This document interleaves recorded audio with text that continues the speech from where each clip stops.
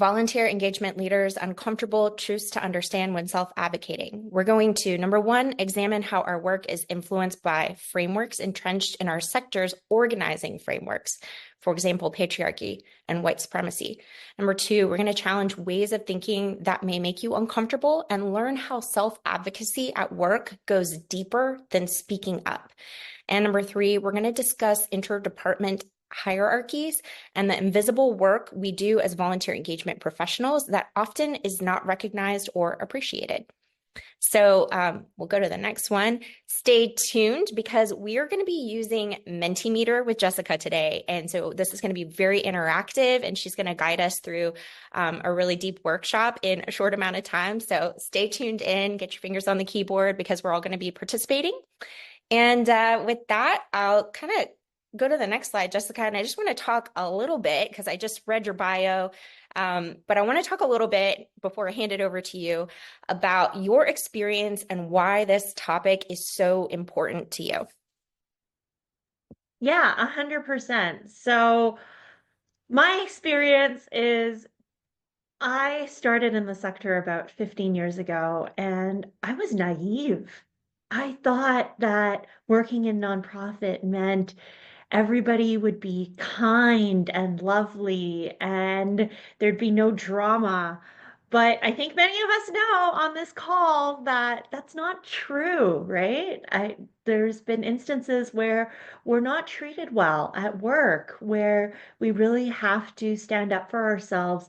And I really only started understanding why some of these things were going on by digging into them and doing a little bit of research. So I'm excited to share that with you today. Awesome. Thank you, Jessica. Let's dive in. What do we do next? Hey, so I think everyone can hear me. Please, when you're ready, grab your mobile device, scan the QR code. Or you can open up a different window on your browser and go to menti.com, enter the code 15472051. Also, the Get Connected team is going to drop info into the chat if you miss it. And if you are ever lost or you are out of Menti for whatever reason, you can see at the top of my screen, the instructions are there on a number of my slides. So thank you so much. I'm going to wait for a few more people to get into the Menti, so give me a thumbs up when you're in. Okay, wonderful. And I am going to hop right into our first question, a bit of a warm up. Oh, oh my goodness. Okay.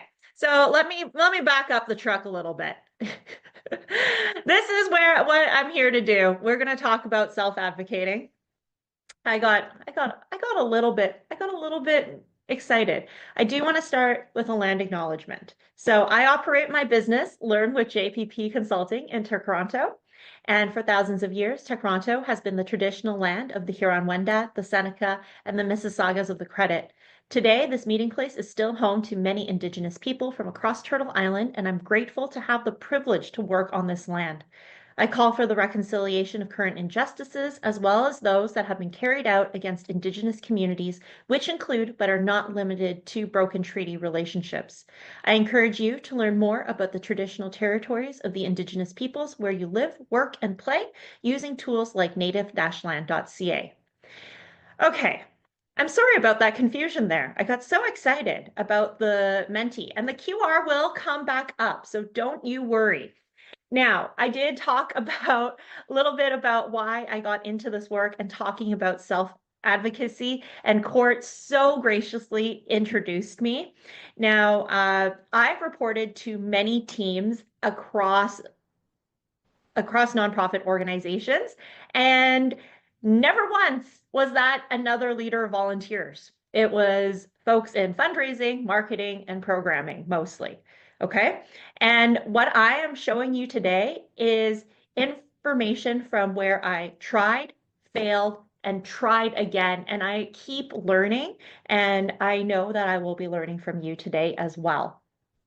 So yes, these slides will be shared with you as well as the recording from the Get Connected folks afterwards, and you will be able to continue to see the slides here even without logging onto Menti. So, and if you are unable to log into Menti, please just go ahead and use the chat to share your responses. I'll keep an eye out on that as well.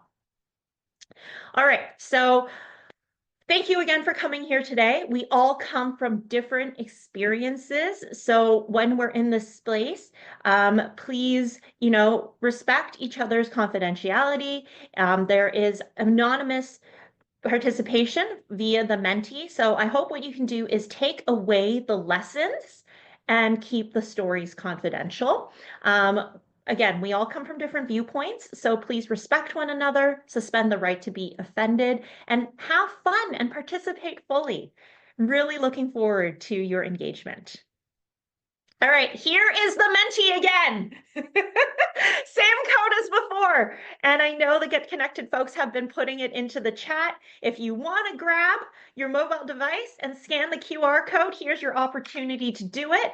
And you can find instructions at the top of my page on most of these slides. So I'm going to get right into it. I don't know where you are, but it's just afternoon where I'm located. And to get up in the morning, I usually drink coffee or tea. Are you a coffee person, a tea person, or something else?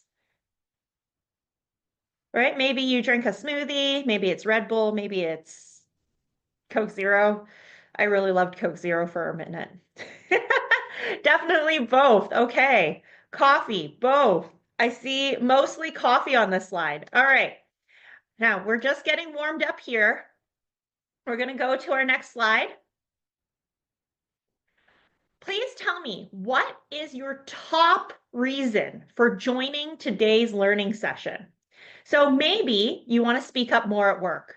Maybe you feel like something's not quite right about how we're working in the nonprofit sector or as leaders of volunteers. Maybe you're like, ooh, uncomfortable. I'm ready to get outside my comfort zone. Most people are saying, I just want the opportunity to learn, which is awesome. And then there's someone here who's here for something else, which that's very cool. Thank you for, sharing what's going on. And yeah, so I see in the chat opportunities to learn, get new ideas. Yes, thank you so much. Okay, it's time to really dive in. Tell me what self-advocacy means to you. So when you hear the word self-advocacy, what does it mean to you? Sharing what you need. Ooh, I like that. Being able to articulate and share your needs. Were you looking at my slides before this? Using my voice, speaking up for what you believe is right, speaking up, promoting yourself in your profession, representation, rights, standing up for myself and others in my organization who might not be heard, have different perspective, creating boundaries. Oh my goodness, I love that. Vocalizing, articulating my needs, communicating in a respectful way, speaking up, psychological safety in the workplace without fear of retaliation, representing my goals and interests, boundaries and needs, being confident, communication and respect, reminding leaders and coworkers how volunteers are part of every area in our organization, communicating clearly, putting my points of view. Oh, boundaries, expressing myself. Yes, yes, this is fantastic. Okay, so here are some definitions that I found. So self-advocacy, and again, did you folks look at my slides before coming today? One definition is knowing your rights and responsibilities, speaking up for your rights, and making choices and decisions that affect your life. Another definition is mindful and deliberate participation in your own future. So for those of us who work in or have worked in healthcare organization, self-advocacy is something that healthcare organizations really promote with patients, right? Speaking up about how they want their treatment to go, how they want to be cared for by healthcare professionals, making choices about their treatment plans, and deliberately participating in how they will be treated as patients. So let's talk about self-advocacy specifically in the workplace. The first part is understanding what your needs are. And we all have different needs. That's the thing I really want to get across in this presentation is we are all individuals and we're all unique and we all need to understand what our unique needs are to be able to advocate for them clearly. It also means having awareness of your support system. So, who can you lean on, right? Whether that's inside the workplace, whether that's your family, your friends, your partner, professional support. It can also mean the legal system, which is not perfect, but sometimes that is something that can support your advocacy at work. And finally, it means communicating your needs clearly, which is challenging. And we're not going to get as much into that today. I think we're going to talk mostly about one and two because until you get one and two, you're not really able to do number three. All right. So, what are we going to talk about? The first thing we're going to do is talk about the frameworks that influence how we show up at work. I want to talk about how the nonprofit sector started in North America and how volunteer engagement became a profession. Then we're going to talk about some of these narratives and standard practices that shape how we work as leaders of volunteers. Then we're going to talk about some new ways forward and supports available. And we're going to have some time to wrap up and take some next steps together. Okay, so here's my next question for you. Think back to when you were 10 years old. Maybe for some of us, it was a little bit longer than for some others, right? But what did you believe about the people and the communities that nonprofits serve? What were the messages you got about what nonprofits did? Yeah, here we go. Okay. So that they were poor, that they were less fortunate. At 10, you didn't even know that nonprofits existed. Yeah, they were needy, people in need. It was our job to help. It was about love. It was about poor people and medical issues. They're disadvantaged. They need help. They're poor. I thought folks didn't get paid for working at a nonprofit. That is very true. Serving poor, low-income people, homelessness, helping the needy. Some people didn't have any idea or think about nonprofits. Disaster response, yeah. Looking at inequalities that people in need were not deserving. Yeah, I've changed now. Obviously, me too. Poor people, violence, homelessness, ran on volunteers. Yeah, for poor people, good-natured people that help people that needed something, disadvantaged people, people with illnesses, retired people working in churches or hospitals for no money, helping those less fortunate, need-based, especially those income, faith-based, right? So let me tell you about what I believed as a 10-year-old. I believe that many of the same things, right? Faith-based organizations, helping the needy. I was told that these are ways to help people who are less fortunate, right? Sarah McLachlan, I will remember you. Yeah, so it's sad animals, sad people, right? And the subtext that I got was these people did something wrong. These people made bad choices. And this is why we need to help them. And because they've become less fortunate, right? And I need to stay on the good path to become the person who helps instead of becoming the person who is helped. That's a little problematic, but I was 10. Okay. So let me talk about the genesis of our sector because it comes back to why do nonprofits exist in the first place? I'm just going to look out in the chat. Does anybody know who this man is? Yes, Carnegie. Yes, this is Andrew Carnegie, and he is called the father of modern philanthropy. So in North America, he is the person who started the idea of having charities. That's why there are hospitals, universities, libraries named after him. Okay, so the video it has been popped into the chat. We're having some issues with sound, so I'm not going to play it, but I'm going to tell you about this video. And it really talks about how Carnegie built his fortune with steel, right? But that fortune was really built on the backs of folks who worked in his steel mills, did mining for him, worked on the railroads, and he didn't treat them very well. He didn't want them to organize in labor unions. He was, not someone who gave them good health benefits.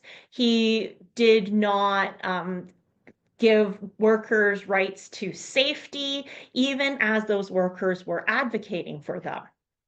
So my next video, which will also be shared, and I encourage you to take a look after, is okay, but what did he do instead? What is he remembered as? He's remembered as this great philanthropist, this person who gave his fortune away, right? And why is he remembered that way? Because he created this narrative. So instead of giving workers rights to organize, to health and safety in the workplace, what he decided to do was build all these things and name them after himself. Thanks, Andrew. Yes. Name them after himself so that he could say, well, these workers, their children need to learn how to read. So I've created these libraries. How did these workers get hurt? I don't know. Maybe working for you, but we have these lovely hospitals now that I've created, right? So, yes, he was the solution, but he was also the problem.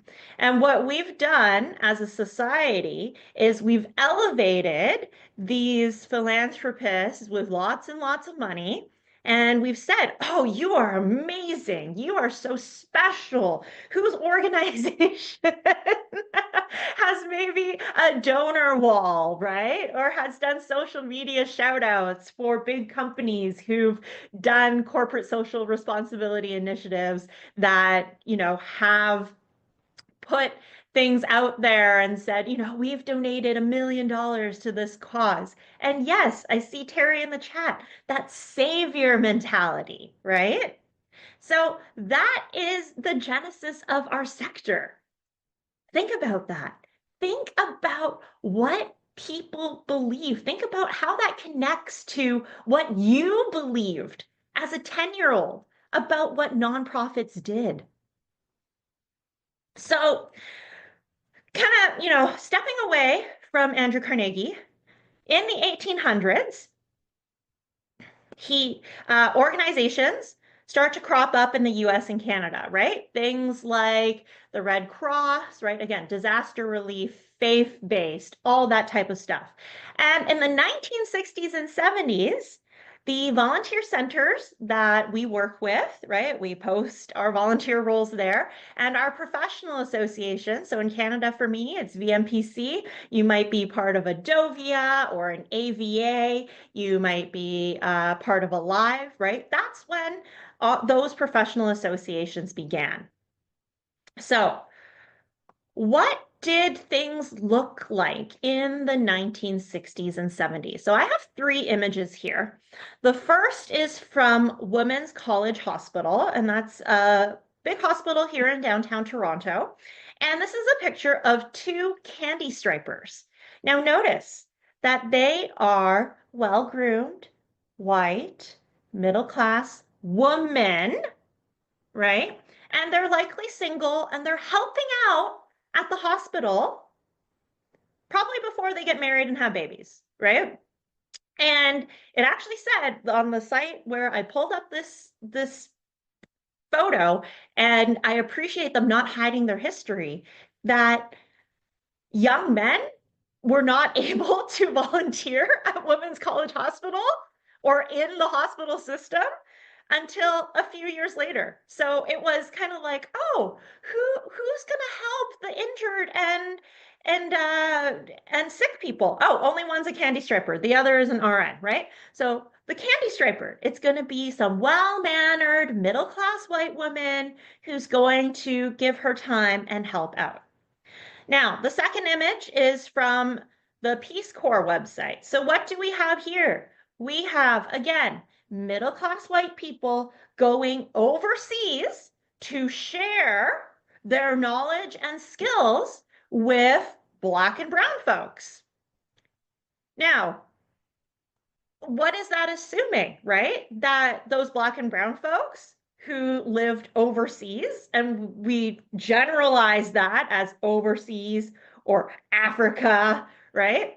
That those people didn't have useful or good skills in the first place. And we needed to push our Western narratives and our Western ways of life on them for them to be part of the quote unquote first world, right?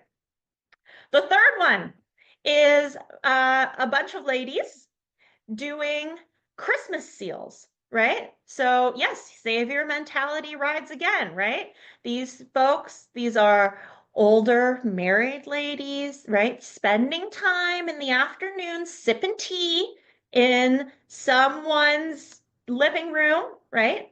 And making great things for their community because they are the people who've done things right and they're here to help the less fortunate.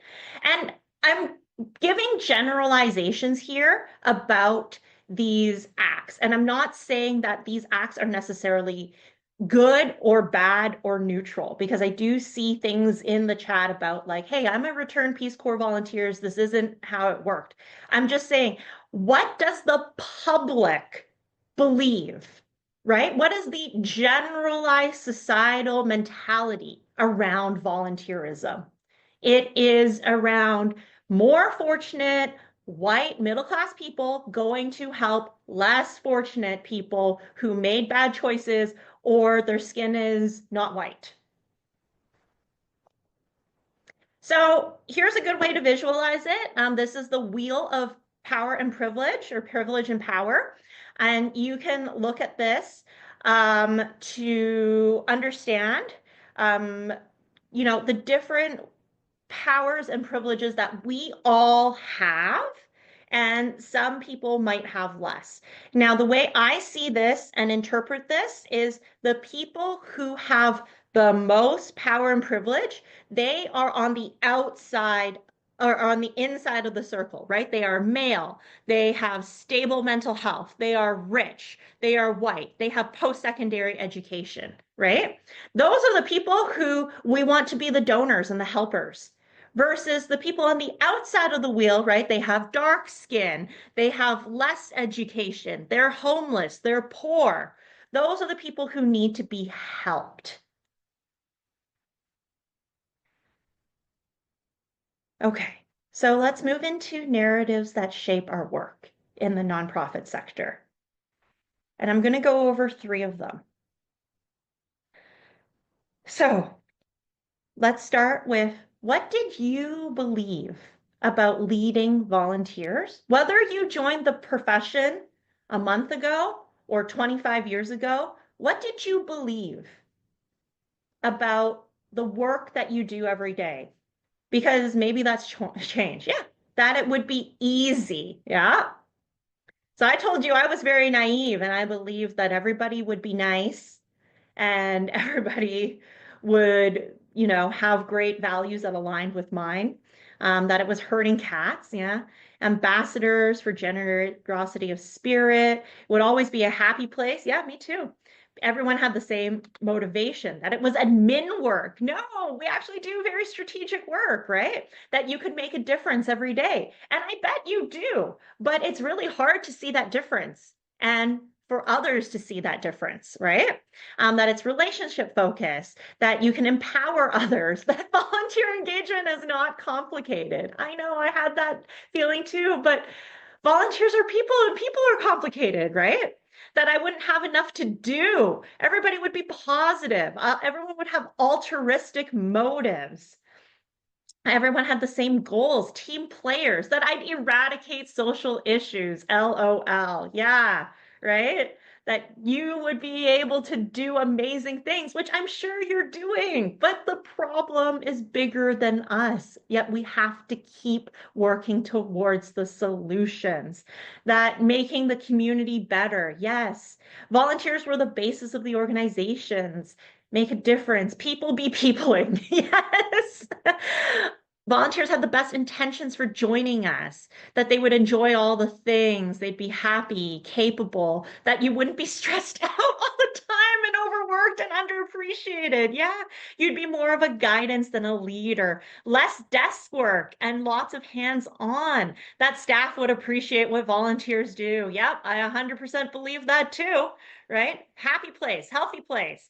Meet all my coworkers' needs with volunteers. Yeah, exactly. Day to day is not the same. Yeah, it wouldn't be source of internal conflict with the development team. Oh, I'm going to talk about that. Okay. So here are some of the standard cultures, right, that we see that have probably disrupted that initial belief that we had when we stepped into being leaders of volunteers. Let's start with urgency culture. We got to keep working, working, working, working, working. And if we don't keep working, we don't keep pushing ourselves to the limit, we're not worthy. We're not good enough. We don't get to rest until we get something done. We don't get love. We don't deserve love. We don't get appreciation from our colleagues and our organizations until we go above and beyond, right? We're not worthy of joy and celebrating our achievements unless that achievement is something that is like diamonds falling from the sky or kittens raining from the sky, right? So if you look to the left of the slide, you'll see something I took off Instagram from Laura H. Hartley. Every system has a story, right? So we live in this world where there's patriarchy, capitalism, and hyper individualism. And when all of these come together, we feel like we have to be perfect, go hard, give more, right? We shame ourselves. We're like, oh, these people need our help. Why can't I do more? I need to give more of my hours. I need to give them my energy. Oh, these people are starving. They're homeless. They're sick. What's, 2 hours of missed sleep for me? I'm going to keep going, right? It also gets us feeling powerless because it's like, I'm not going to be able to change the world. Wow, this is really hard. And then we also get burnout and exhaustion. I definitely felt the exhaustion. Part of the reason why I'm a consultant today, right?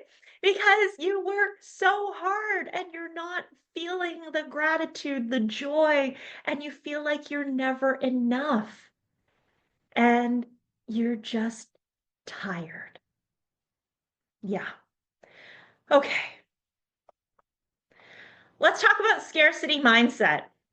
Has anyone heard people at your organization or even yourself say the things that I've put on the left side of the screen, right? We don't have time to screen these volunteers through interviews. So let's just make do with asking them to fill out a form and maybe putting it in ChatGPT to make sure there's no red flags, right? We don't have the funding to buy food for the volunteer orientation. So we'll just ask people to bring stuff from home. We don't have volunteers to help out at this event. So we're just going to ask the staff to ask their friends and family to volunteer and take anybody who wants to do it because we got to get this done. Let's make do because we need to be scrappy. We're nonprofits, right? And we're so focused on what we don't have versus what we do. Yeah. It's rough. It's rough. And, you probably feel uncomfortable. And that is why we're here today, because we need to start talking about these things and we need to acknowledge that this exists. Okay, let's talk about the last one. So, who was the person? You don't need to raise your hand, but, who was the person who said, I didn't know that I would have so much conflict with the development team? It's probably because donor-centered fundraising, right? This book came out in the early 2000s and it really focused on the people giving money, giving personalized experiences, which is, those lab tours, those program site tours, having one-on-one meetings with a recipient of a scholarship or whatever, right? Talking about what's their reasons, what's their motivations to giving, and decision-making power. How do you want your money to be used? Right? And yes, oh my goodness, someone put in community-centric fundraising. We're going to talk about that, right? And yeah, this is what happens. This is why our development and fundraising teams are so obsessed with money. And they're not recognizing that time and talent, those are time is a non-renewable resource, whereas money is renewable, right? And they just see volunteers as just volunteers. They don't see them as potential future donors. They don't see them as people who they can steward. They don't want to take the time to understand the work that we do because they're so pressured on making that quarterly goal that the organization has told them they need to make based on this mindset of donor-centered fundraising. Yeah. Okay. So I encourage you to think about all these things and talk about them and talk about how problematic they are in our sector. Because until we talk about them, we are not going to open this up wide and be able to change things. Okay. So how are scarcity mindset, donor-centric fundraising, and oh my goodness, what was my third one? I can't even remember now. How are these three narratives showing up, right? So this is a report from Imagine Canada from 3 years ago, okay? And if you look at annual salaries, I think we all know we are being underpaid, right? All employees economy-wide versus the folks at nonprofit organizations. So community nonprofits are places like food pantries or after-school programs. Business nonprofits are places like condo boards, professional associations. Government nonprofits are hospitals, universities, that kind of thing, right? So no matter what type of nonprofit you work in, we are all being underpaid. And look, nonprofit employees, more of us are well educated than employees economy wide. However, we're still being underpaid. Oof. And I think we've already talked about this, right? the nonprofit sector is viewed in stereotypically feminine ways, in that the work that we do is dependent, nurturing, caring, emotional, unintelligent, even though most of us have more education than other folks, right? Unskilled and requiring guidance and monitoring. Yes, that pink collar. Thank you, Shannon, for sharing that. And yeah, our sector is a woman dominant sector. And thank you, Kristen, for sharing stuff on US pay scales. I'm sure things are very similar in the US. So even within nonprofits, though, if you're a man, you get paid more. There is a gender pay gap even within our sector that talks and talks and talks about equity and treating people fairly and respect in the workplace. There is still a pay gap. And when we look at the intersection between race and gender, in Canada, most of folks who work at nonprofits are racialized and immigrants. That was me, right? Versus folks who work in the wider economy, less likely to be racialized and immigrants. And again, this is because nonprofit work is easy work, right? It's the stepping stone that immigrants can take. There's a false narrative that many Canadian nonprofits push on immigrants, that volunteering and giving away their talent for free is a way to get that Canadian job experience that they so desperately need, right? And nonprofits are taking advantage of racialized and people and immigrants. Okay, so I'm going to read this quote because it really takes together everything that I've been talking about and summarizes it. And this is from another report. So the racialized gender division of labor has made it so that caregiving work, particularly that of immigrant, racialized, and low-income women, it's no coincidence that the nonprofit sector is woman majority. For this reason, the narrative of the sector includes those working in the sector should not be paid as well and be focused on their working conditions. Rather, all the efforts and money should be focused on programs and clients. So think about your organization's last annual report. How many had the little pie chart with this is how much goes towards programs and this is how much goes towards administration? Administration is our salaries, right? And people who say, oh, well, I don't donate to charities much anymore because all the money is wasted on administration. None of it really goes towards the people who need it. No, none of it really goes towards the cause.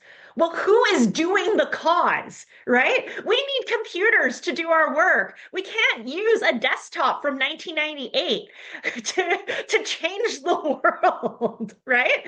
So really, we need to start pushing back on that narrative of, oh, I can do more with less, right? We need to push back on that and say, look, if you want us to change the world, if you want us to do these great things, you need to start checking us.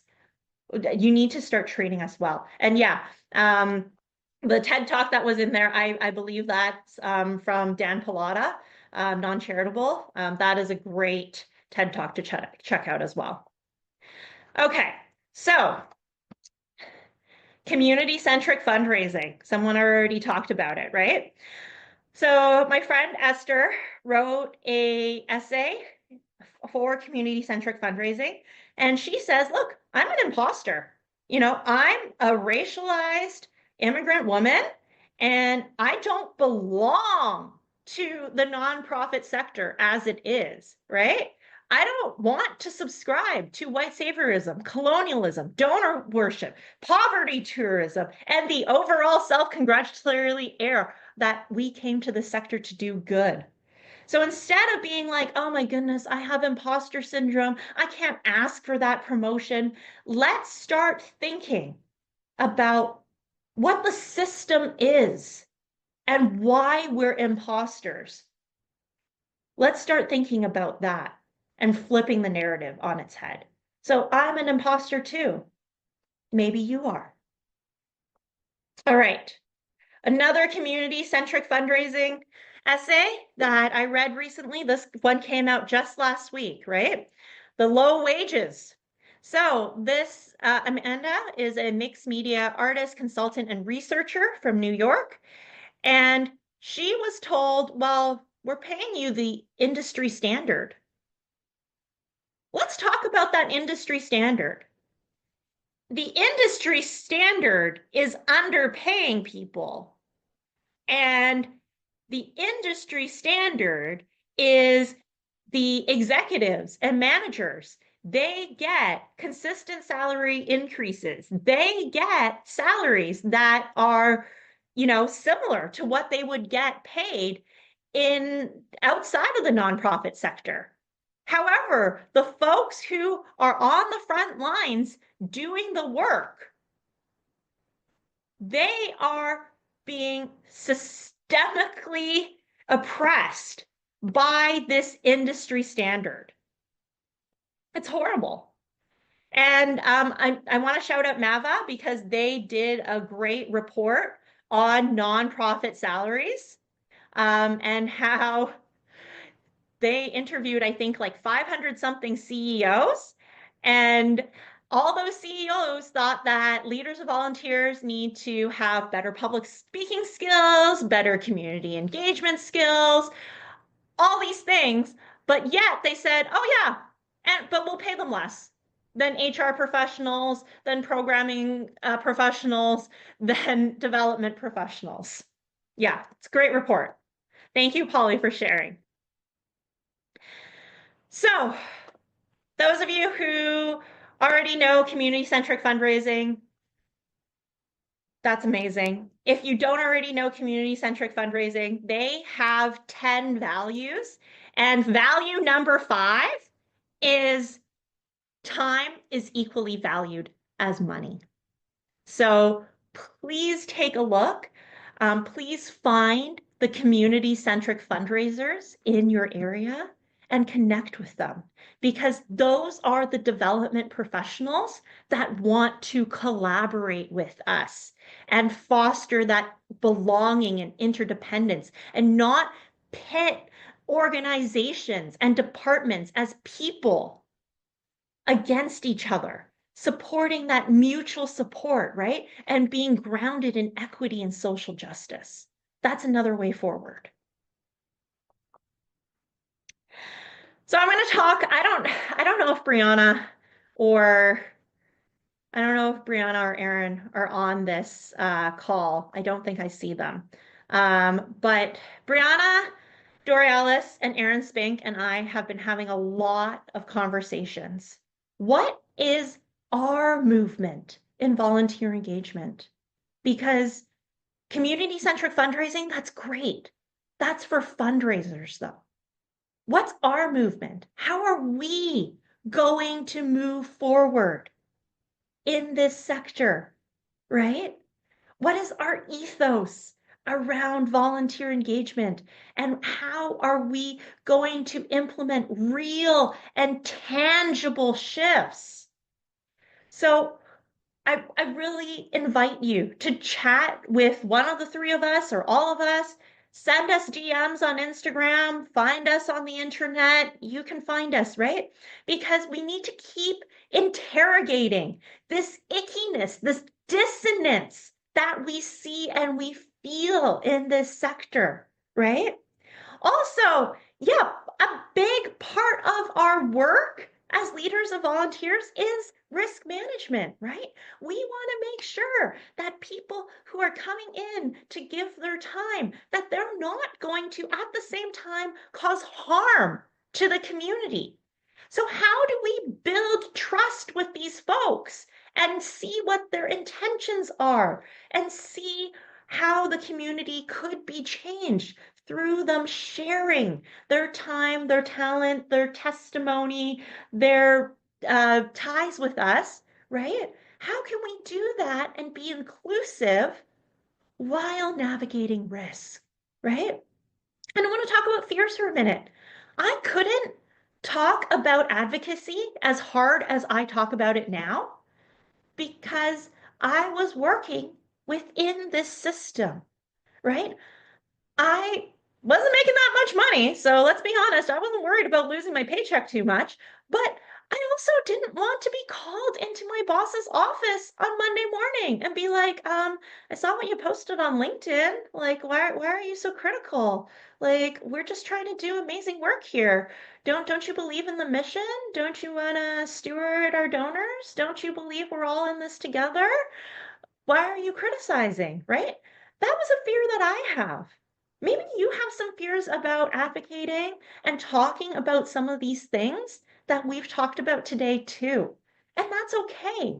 But we need to understand what those are so we can build that movement together so that people feel like they can be part of the movement without fear. And yes, this is me, Brianna, and Aaron. But at the same time, I just went to a funeral for TAVA, which is the professional association here in Toronto, the biggest city in Canada with all the head offices of our national nonprofits. I went to a funeral for that organization in December. And it was because, you know, it was so dependent on leaders. And I think so many of our Dovias and AVAs are dependent on volunteer leadership. And there's nothing wrong with that. However, the organization needs to keep being regenerative without being reliant on specific people and specific ideas. How do we keep this work going for generations to come? Because we've lived in this world of patriarchy and white supremacy impacting the nonprofit sector for so many generations. It's going to take us many, many generations to untangle all of that and to move forward in a more ethical way. So please come talk to one of us, come talk to all of us, reach out. Okay. And some of you might be thinking, okay, Jessica, that's nice. Like, we can talk about getting uncomfortable, but I still need tangible things to do in the workplace because right now I'm having a really hard time. I'm burnt out. I'm stressed. People aren't listening to me. I'm fighting with the development director. I need something tangible to do. So let's talk about the tangible stuff. First thing is I'm going to recommend a book called Fierce Conversations by Susan Scott. You can also look her up. You can find her TED Talk, which is kind of an abbreviated version of having these courageous conversations. Now, I'm going to pull 3 quotes from her work. The first thing is all conversations are with myself, and sometimes they involve other people. So what this means is when you go into a conversation, right, and you're having that dialogue, you're having that advocacy dialogue, remember that you are bringing your own lived experience, your own baggage, to be honest, right, before you even open your mouth. And we can't just be like, oh, well, okay, I'm going to be completely neutral and I'm going to come in and I'm going to just say what needs to be said because that's not realistic. That doesn't work, right? We need to be self-aware of what we're bringing into the conversation to make that conversation happen. Second one is the problem named is the problem solved. So I'm going to mention this term called insidious niceness. I went to a great session at the MAVA conference by John Anna Gantz, and they talked about this issue. I encourage you to check out their work or just check out insidious niceness in the nonprofit sector, right? We want to be nice. We want people to feel warm and fuzzy. We want everybody to get along. Everything is awesome, like the Lego movie, right? So a lot of the times when issues are coming up, we skirt around them. We'll be like, oh, well, I'm just not going to say that this is the issue I'm having. I'm just going to be like, hey, why don't we try things this way? And maybe that person will get it. Usually they don't, right?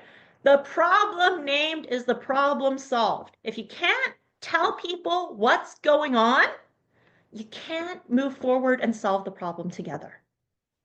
Finally, my favorite one, and the one I have to work on the most because you can tell I love to talk. Okay? But this one is let silence do the heavy lifting. Sometimes you need to say what you need to say, and you just need to shush for a moment. Maybe it's to let the other person talk, but it's also to let what you say sink in and for that person to really consider and digest your point of view. Let silence do the heavy lifting. All right. Some other practical tools that you can do is your support system, right? So lean on a friend or a colleague. Have a coffee, vent. Venting is healthy, right? Have those conversations about what's going on. And maybe they can help you with things around your home, right? Maybe with, organizing, babysitting, whatever it is, so that you have some space to digest what's going on at work and maybe seek some of this other help, right? So the second one, legal help. Yeah, if you feel like something is going on at work and you're being taken advantage of, exploited, something's not right, maybe it's time to call an employment lawyer. Many of them will give free consultations. Another one is policies at your workplace, right? Policies at your workplace, it might be very clear when you look at your policies. What are the hours of work? What are the work from home boundaries, right? When can your supervisor contact you or not contact you? And finally, professional help through a therapist or a coach, right? Sometimes going to a friend is not enough.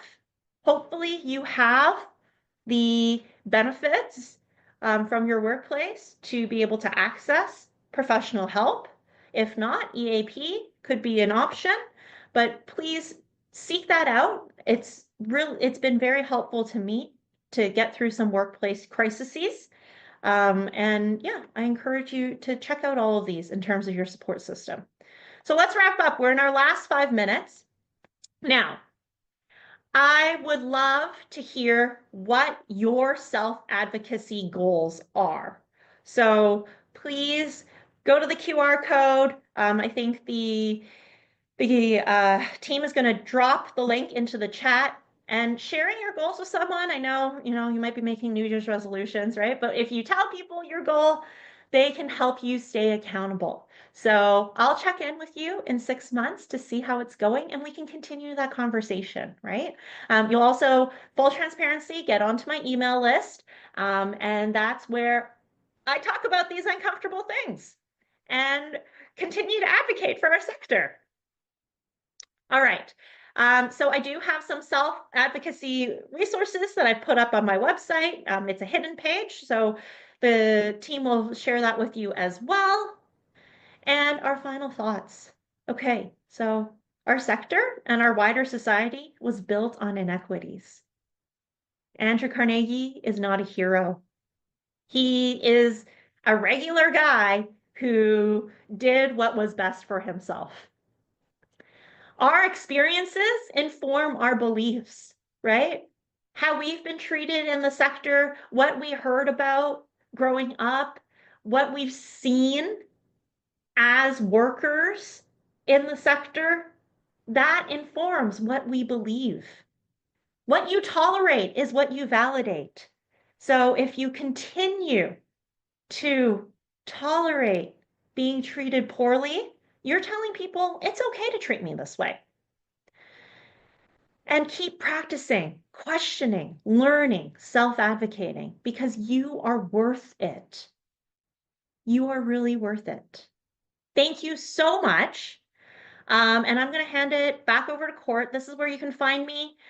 And I really hope to continue the conversation with every single one of you here. First of all, just want to say a big thank you to Jessica Pang Parks for being with us here today, and to everyone who registered and attended. Thank you so much for your presence. We know that your hours in the day are precious and valuable, and so we're grateful that you spent time to engage in this conversation. And we know that it's not a one-time thing. This is an ongoing talk.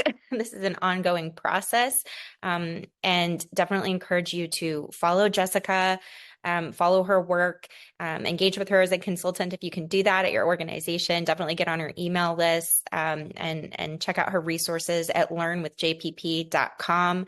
We will be following up with you. So you'll be seeing an email come from us at Get Connected that's going to share with you all the resources we talked about, all the links, and a recording of the presentation, as well as your great responses that you shared anonymously through Mentimeter. So thank you so much for your participation with that. And we really want to keep the conversation going. So we're going to be here every month with our 2025 season. Thank you to Jessica for kicking us off this year of innovative approaches to volunteer leadership. So come see us again in February right here on Zoom. We're going to have Dante Curtis back. Annalise, if you can drop that link. I think you're here too today, Dante, but if you could drop the link to register, that registration is opening officially now. So you're the first to see that Dante is going to be joining us in February, and the first to get the chance to register.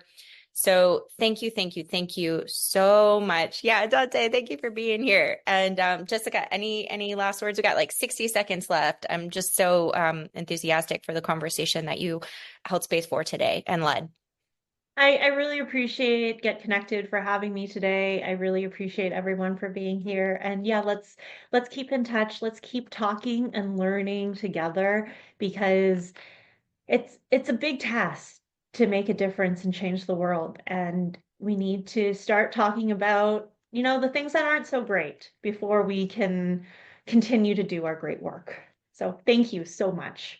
Yeah, absolutely. Really appreciate you so much. And I look forward to seeing you all in your inboxes when we send out the resources. And again, next month for the series continuing throughout the year. So thank you so much and have a beautiful rest of your day.